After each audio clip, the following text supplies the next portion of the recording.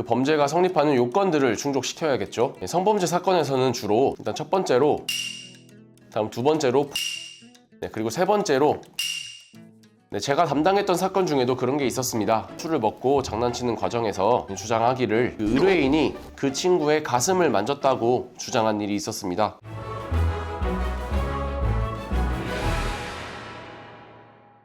안녕하십니까, 이성우 변호사입니다. 성범죄 사건은 제가 주력으로 하는 분야인 만큼 정말 다양한 사례들을 접해봤는데요. 성범죄는 정말 이곳저곳에서 많이 발생합니다. 술자리 헌팅에서 발생하기도 하고, 오픈 채팅이나 어플로 그렇게 만난 이성관계에서 발생하기도 하고, 원래 알고 지내던 친구 사이나 직장 동료 사이에서도 그렇게 발생하기도 하고, 정말 아주 곳곳에서 다양하게 발생합니다. 의도치 않게 오해를 사서 발생하는 경우도 많고요. 오늘은 제가 경험했던 성범죄 사건 케이스들 중 무혐의, 무죄 사례들을 몇 가지 말씀드리면서 무죄 받는 팁에 대해서 말씀드리도록 하겠습니다. 우선 만약에 어떤 범죄가 성립하려면 그 범죄가 성립하는 요건들을 충족시켜야겠죠. 성범죄 사건에서는 주로 일단 첫 번째로 그 범행의 고의가 있어야 되고요. 다음 두 번째로 폭행 또는 협박, 즉 강제성이 있어야 하고요. 그리고 세 번째로 추행이나 간음, 그러니까 쉽게 말해서 스킨십이나 성관계가 있었어야 합니다. 그러면 반대로 고의가 없거나 폭행 또는 협박이 없거나 스킨십이나 성관계 사실 자체가 없거나 라고 한다면 그러면 강제추행죄나 강간죄 이런 게 성립하지 않겠죠. 그래서 사안에 따라서 고의가 없다, 아니면 폭행 또는 협박, 그 강제성이 없다, 아니면 스킨십이나 성관계 자체가 없다, 보통 이 중에서 주장을 하게 됩니다.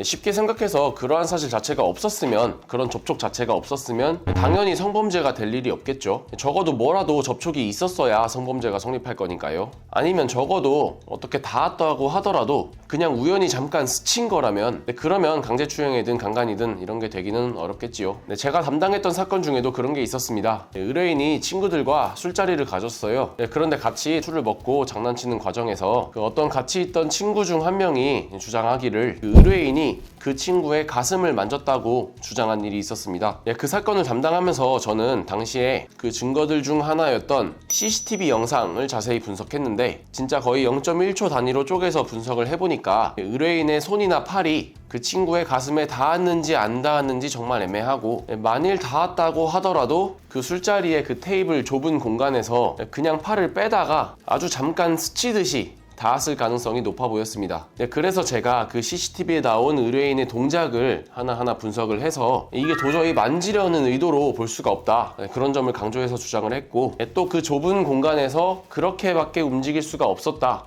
라는 점도 강조해서 주장했고, 그리고 의뢰인이 처음부터 끝까지 자기는 이걸 가슴을 만진 적이 없다 라고 일관되게 주장을 했던 점이나, 다른 주변인들의 진술을 고려하더라도 의뢰인이 가슴을 만졌다고 보기는 어렵다는 점, 이런 것들을 적극적으로 주장을 해서 결국 의뢰인이 피해자의 가슴을 만졌다는 점을 인정하기 어렵다 라는 점을 인정받아서 무혐의 결정을 받아서 마무리 지은 사례가 있었습니다.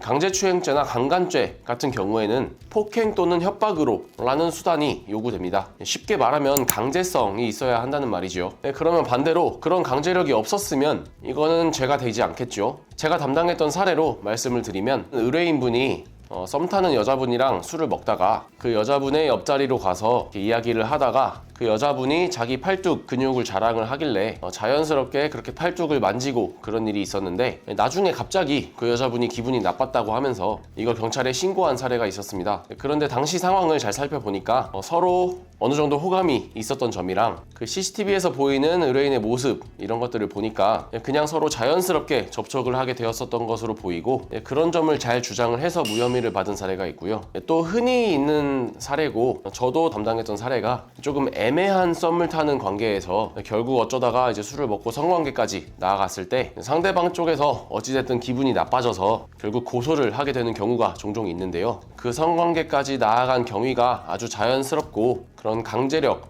강간죄에서 말하는 폭행 협박 이런 게 없었다고 볼 만한 사안에서는 이런 점을 잘 주장을 해서 무죄가 나온 케이스들이 있습니다. 또 하나 더 다른 사례로 중강간 무죄가 인정된 사례가 있는데요. 일단 중강간, 중강제추행이 뭔지 설명을 해야 되는데, 보통의 강간, 강제추행 사건은 폭행 또는 협박으로, 그러니까 강제로 이 한거를 불가능하게 해서 추행이나 성관계나 이런 걸 했을 때 성립하는 범죄인데, 이와는 달리 중강간 준강제추행은 이미 한거불능 상태에 빠진 사람, 예를 들면 이미 술에 취해서 이미 인사불성이 된 사람, 이런 사람은 내가 어떤 강제력으로 이 사람을 한거불능하게 만든 게 아니라 이미 한거불능에 빠진 사람이죠. 이렇게 이미 심신상실이나 한거불능 상태에 빠진 사람에 대해서 어떤 추행이나 성관계나 이런 걸 하게 되면 그거는 준강제추행죄나 준강간죄, 이게 성립하게 되는 겁니다. 그런데 제가 했던 사례로 말씀을 드리면, 의뢰인이 오픈 카톡을 통해서 어떤 여성분을 만나서 술을 조금 먹고 그 술에 좀 취한 상대방과 성관계를 가졌는데, 사실 그 상대방이 이제 심신상실이나 한거불능 상태에 빠진 정도가 아니었고 정신이 좀 깨어있는 상태였어요. 그렇다고 우리 의뢰인이 막 적극적으로 이걸 강제해서 성관계를 가졌던 건 아니었고요. 그렇게 이 여성분이 정신이 깨어있었다는 점이랑 이 의뢰인이 강제로 하지 않았다는 점이 피해자의 진술이라든지 이런 것들을 잘 고려해서 보면은 드러나는 사정이 있었기에, 법리적으로 이건 심신상실 또는 한거불능 상태가 아니었고 이 폭행 또는 협박이 없었다, 이런 점을 잘 주장을 해서 결국 무혐의를 인정받아서 경찰 단계에서 신속하게 사건을 종결지은 사례도 있습니다.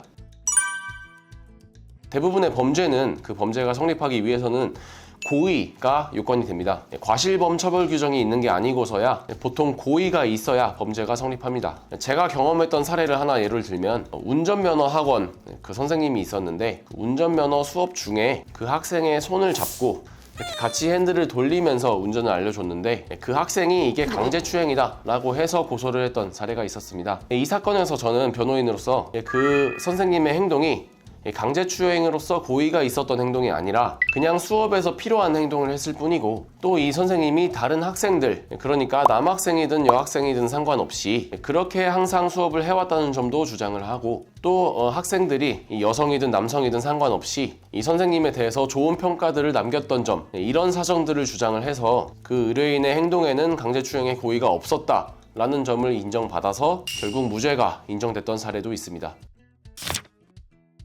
저는 형사사건을 주로 하는 변호사로서 보면 성범죄 사건은 정말 많습니다. 정말 억울한 상황인데도 오해를 사거나 해서 발생하는 경우도 종종 있습니다. 그런데 이거를 그냥 안일하게 그냥 내가 잘 해명하면 되겠지, 이렇게 생각을 했다가 결국 나중에 사건이 많이 꼬이게 되어서 뒤늦게 변호사를 찾아오는 경우도 많이 있습니다. 그런데 성범죄 사건 특성상 이 객관적인 증거가 없이 이 당사자들의 진술만으로 판단을 하게 되는 일이 많기 때문에 애초에 좀 객관적일 수가 없는 케이스들이 많이 있습니다. 그래서 초기에 대응을 잘못해버리면 이게 나중에 다시 올바르게 바로잡기가 정말 어려운 경우가 많습니다. 그래서 저는 다른 사건은 몰라도 성범죄 사건만큼은 무조건 변호사를 꼭 경찰 조사 전에 일찍이 선임을 해서 대응하시라고 말씀을 드리는 편입니다. 물론 그런 일이 없으면 가장 좋겠지만, 만약 여러분이 혹시라도 성범죄로 문제된 일이 있다면 이 영상을 다시 한번 살펴봐 주시고, 그 문제가 커질 것 같다면 가급적 저와 같이 성범죄를 전문으로 하는 변호사를 선임하셔서 적절히 대응하실 수 있기를 바랍니다.